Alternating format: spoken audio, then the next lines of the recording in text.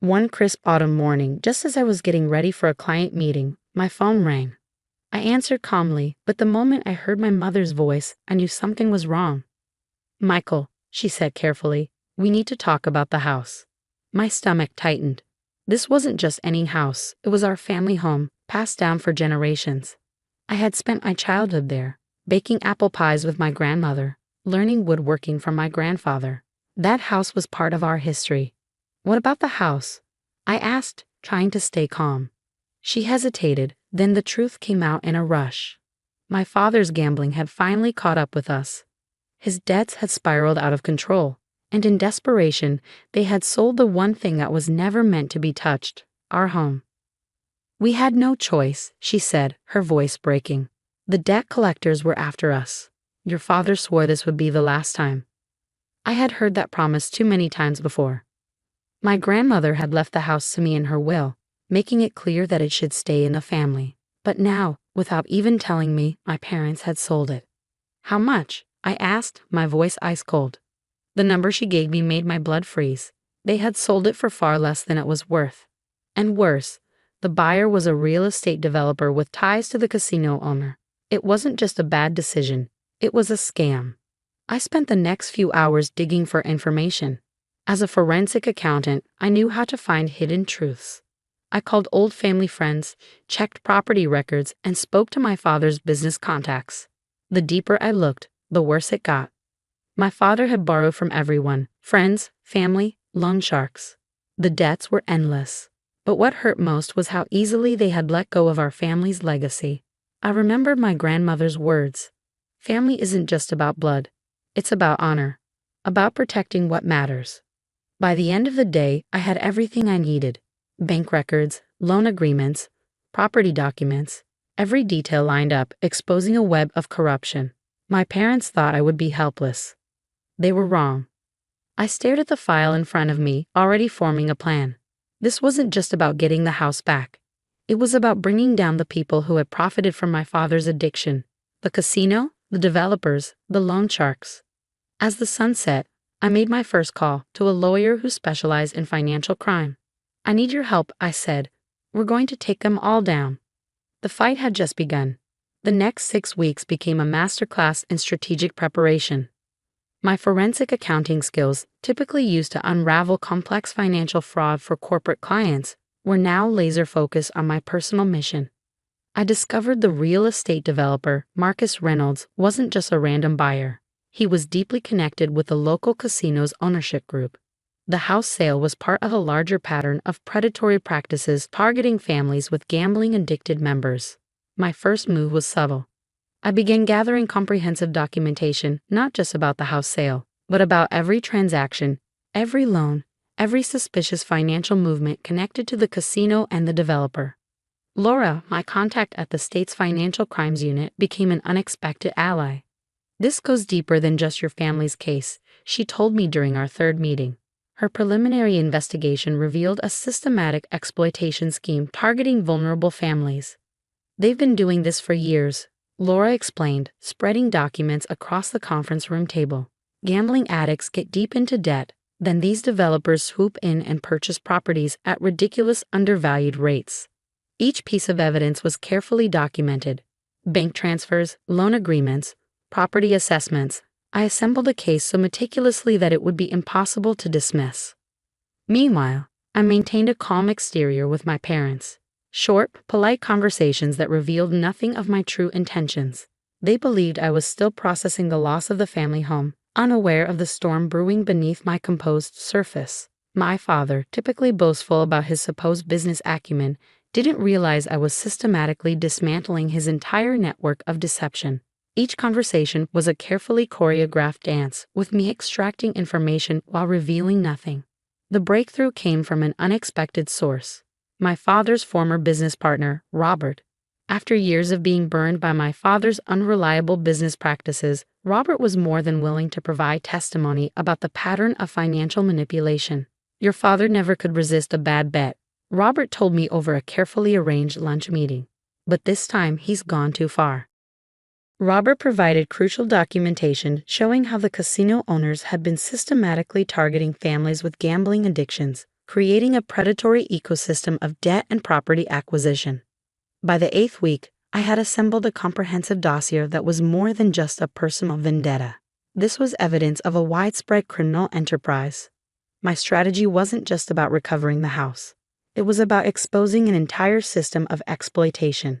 I contacted an investigative journalist, Maria Rodriguez, who had a reputation for taking down corrupt local institutions.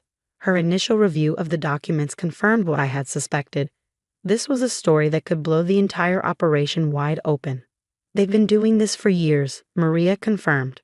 Preying on families, using gambling addiction as a weapon to strip people of their assets. The plan took shape with surgical precision. We would not just file a legal challenge to the house sale. We would create a comprehensive expose that would dismantle the entire network. My mother called periodically, her conversations increasingly nervous. They sensed something was coming but had no idea of the scale. "Are you okay, Michael?" she would ask, her voice tentative. "I'm fine," I would reply, my tone neutral. "Just handling some things." Each conversation was a carefully constructed facade, hiding the legal and investigative machinery I was setting in motion. The local authorities were brought in, not through an aggressive approach, but through a meticulously constructed case that they couldn't ignore. Financial Crimes Unit, Property Assessment Board, State Gambling Commission. Each was provided with irrefutable evidence. By the 10th week, the first domino was about to fall. Marcus Reynolds, the real estate developer, had no idea that his entire network was about to be systematically exposed. The casino owners who had been profiting from this scheme were equally unaware. My grandmother's words echoed in my mind, "Protect what matters," not just with anger, but with intelligence. I wasn't just seeking revenge. I was seeking justice, not just for my family, but for every family that had been similarly exploited. The final pieces were falling into place. The investigative report was ready. The legal challenges were prepared. The authorities were briefed. All that remained was to set everything in motion. My phone rang. It was Laura from the Financial Crimes Unit. "We're ready," she said. I looked out my office window, watching the city move beneath me. "So am I," I replied. The game was about to change. Permanently. The next morning, everything exploded simultaneously. Like a perfectly synchronized military operation, every aspect of our meticulously planned strategy went into motion. Maria Rodriguez's investigative piece hit the front page of the local newspaper. The headline screamed, "Casino Empire built on fake East Predatory practices exposed." Accompanying the article was a comprehensive breakdown of how the casino and real estate network had systematically targeted vulnerable families. Within hours, my phone started buzzing. First, Marcus Reynolds' lawyer called, desperate and panicked. Then the casino owners' representatives. Each call was a mixture of threats and bargaining, which I calmly deflected. "I'm not interested in negotiating," I said repeatedly. "Your actions will be fully investigated." The state's Financial Crimes Unit launched a full-scale investigation. Bank accounts were frozen. Properties were placed under temporary seizure. The network of corruption that had operated in broad daylight for years was suddenly exposed, vulnerable. My parents were summoned for questioning. The look of shock on their faces when they realized the depth of my investigation was something I would never forget. "How?" my father asked, his voice breaking. "How did you know?" I simply smiled. "I learned from the best," Grandma always said, "to protect what matters." The legal proceedings moved quickly. The house sale was immediately invalidated. Not only would our family home be returned, but the developers were forced to pay significant restitution. But this was about more than just our house. Dozens of other families came forward, empowered by the investigation. Families who had been silently suffering, stripped of their assets by the same predatory system. My mother's initial anger transformed into a strange mixture of shame and reluctant admiration. "You've always been different," she said during one of our conversations. "More like my mother than I ever was." The casino's operating license was suspended pending a comprehensive review.